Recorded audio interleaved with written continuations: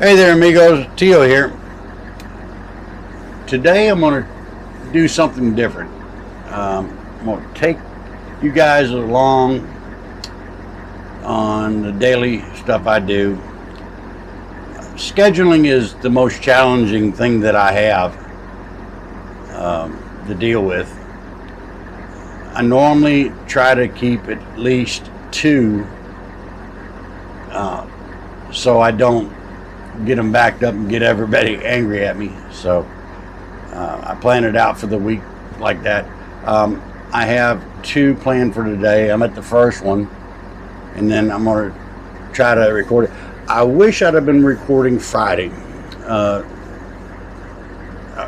customer of mine at the car lot had called me twice to look at a vehicle, and I made two trips, and the vehicle wasn't available. The third time I showed up, which was Friday, the vehicle was there. I started looking at it. Apparently it was an intermittent problem. The salesman was out there, and I told him I noticed there was a person in the car, and I asked him, I said, is the customer waiting? And he said yes. And I said, okay, keep the customer off of me, because I don't work with the customers. I tell you what, no sooner he walked away, here she comes.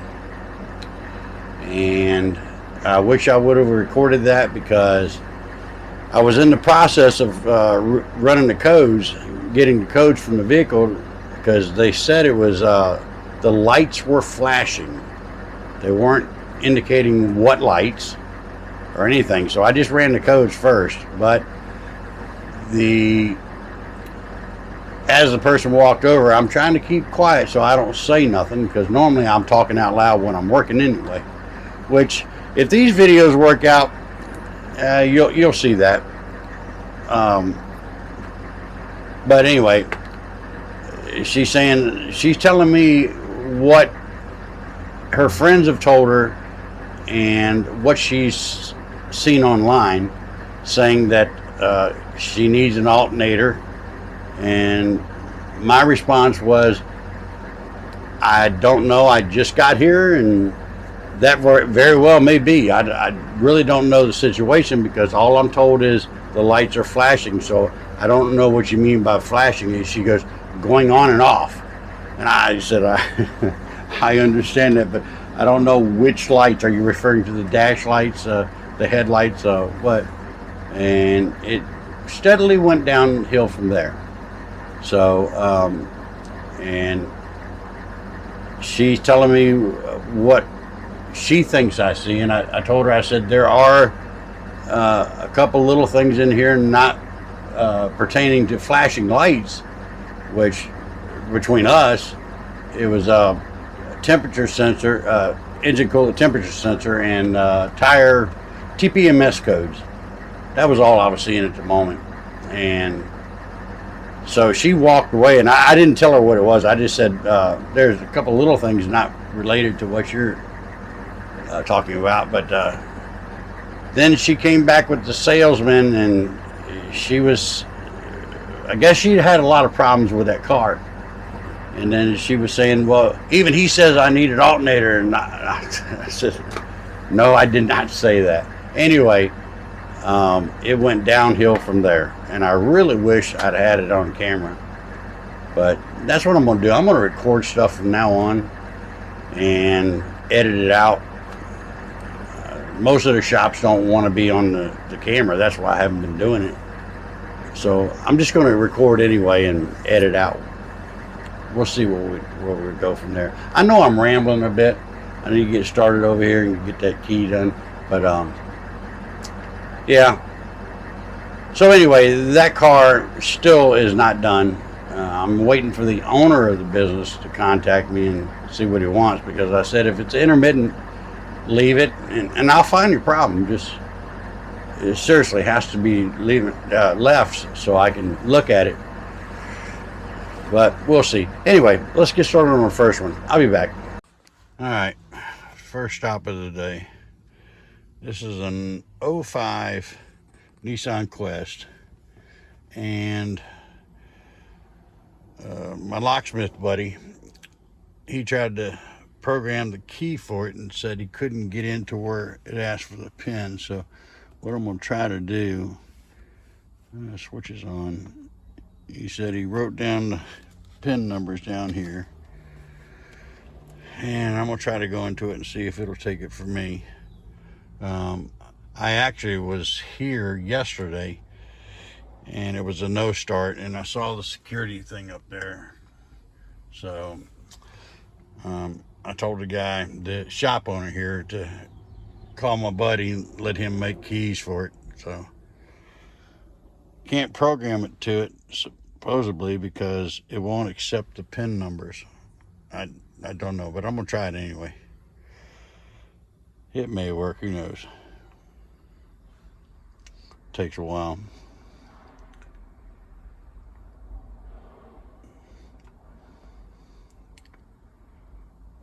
What's my battery at? My battery is 11.72. That should be enough for now. Otherwise, we're going to have to put a maintainer on this thing.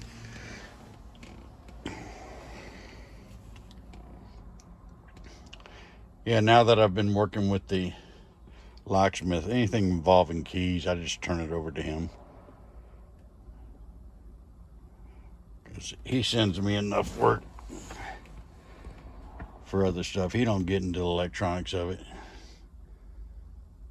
And I don't have a key machine for a lot of the keys, or I don't have any of the key blanks, so might as well pass it on.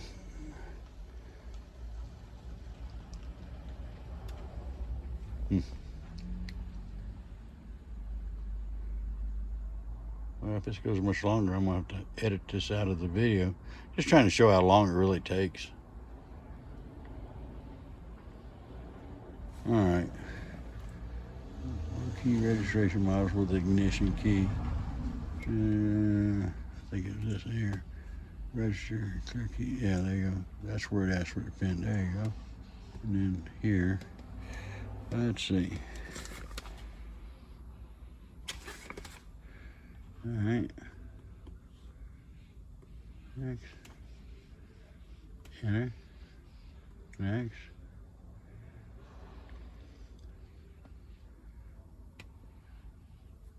Operation. You try again after. Okay. So maybe I have to put the other one in first. 3. 3. All right. Next.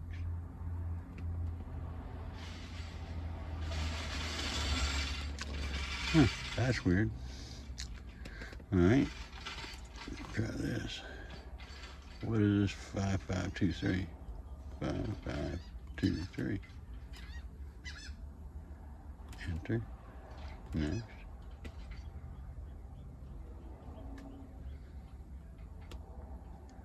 Is it complete? That's weird. All right, let me try switching keys. Would that work? I'll be back. Okay, so the Elite didn't work on the Quest. The IM508 did. The owner of the shop went ahead and pulled it inside. We got it running, and the alternator wasn't charging, so it went ahead and pulled it inside. So I didn't get that on video. He didn't want to be on video. But anyway, the 508 didn't ask for the pin numbers. I closed the doors. It told me to turn the emergency flashers on, and I think it told me to open and then close the door and then turn the key on and off or whatever. But that worked. It took about maybe 5 minutes, if that. So the 508 did it perfect, and it started up. No pin, no nothing. It didn't even extract the pin numbers for it. So I don't know what machine the locksmith was using, but the 508 worked on that Quest perfect. All right, so I got to go and deal with BMW window problems. So I'll be back. All right, second one of the day is a BMW I don't know what year it is. Let me see if I can get the paper. It's a 2011 BMW 328xi. 3.0 motor, not that matters. So anyway, the windows don't work. That's the complaint. The windows don't work. You can't work it. When we took the footwell module out, the windows came down in the back, not the front, and the sunroof opened up. So this is the second one of the day. We're gonna see what we can get done right quick. So I'm gonna got the footwell module there. I'm doing the pin out now. Check my inputs and outputs before we condemn this module. But that's a module that the inputs go in and the outputs go out to the motors on this thing. So I'm gonna pin them out and see what everything's at, because the shop has already looked at it and they can't figure out what it is. So we'll see if we can figure it out. So I'll be back. Okay, bent pin in the module.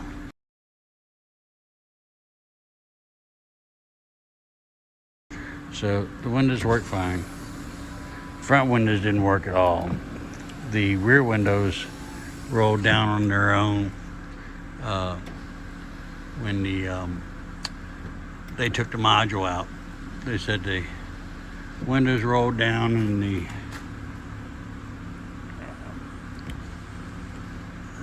rolling down the back one over there. Yeah, they said the windows rolled down on their own and the sunroof opened, but the front windows,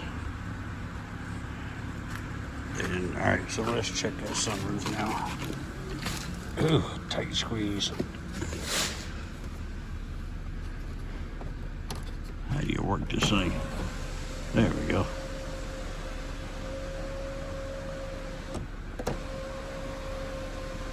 All right. On to the next one. All right, next one is a Jeep Liberty. The customer says the compressor don't come on, so I had to put the jump box on it. So we'll see what it is. All right, my problem is not the compressor. The compressor turns on.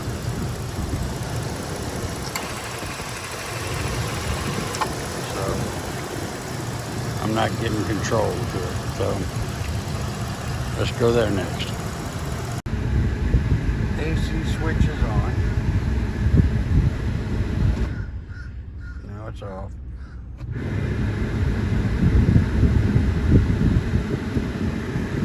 Alright, so that's good. Compressor is capable of working. Alright, so let's look at the wiring diagram and see why it's not working. So I checked my pressures. My pressures look good. So the compressor's running fine when I jumped it.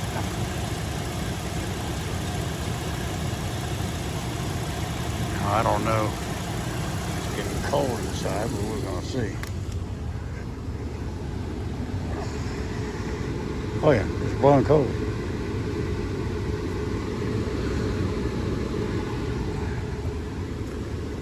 So, the body control module says it's on. There's no way to go into the HVAC unit, so gotta sit down and look. It must be one of the pressure switches is not letting it turn on. So let me go look at the wire diagram. Alright. I have 5 volts on my signal wire. So my ground is good, my 5 volt reference is good, my signal is 5 volts. So what I'm gonna do is use my VR to bypass that should turn the compressor on. Alright, with my VR on it, I've changed the signal voltage to 2.5 volts, and the compressor works. So we're good. So pressure transducer needs to be replaced. Confirmed. Alright, so the diagnosis on the Jeep Liberty was correct. The pressure transducer was a fix. The shop owner replaced it and it's working. So alright, so not a bad day actually. Turned out to be, so what is it? The Quest, Beamer, the Jeep. Then I had Mitsubishi Montero, and the last one I'm working on, what was that one? That was a 03 Trailblazer. So the Montero, that was going to be a project. Long story on that one, but one code I have that I haven't seen before, it says 12 ID not equal. Don't know what that is, but it's I think it's a 01 Mitsubishi Montero Sport. But the only code I could get that could relate to what's going on, different story, but it said 12 ID not equal. Anyway, going back on that one, I'm working on a that Blazer. That's what I'm going back first thing in the morning for. That one's got tack problems.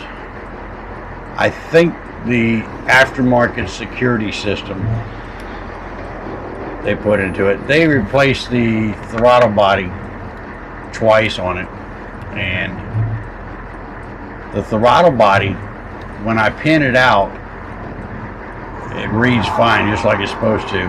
When you look at the live data, the signal is showing 5 volts, 5.03 volts on both signals, 1 and 2. So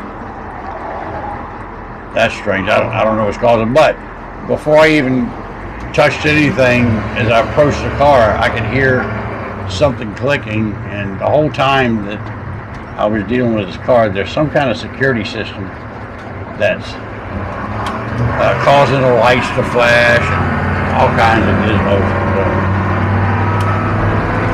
Anyway, that was for tomorrow. So, alright, so until the next one, amigos, let me know what you think of this, if I could do more. Until then, later, amigos.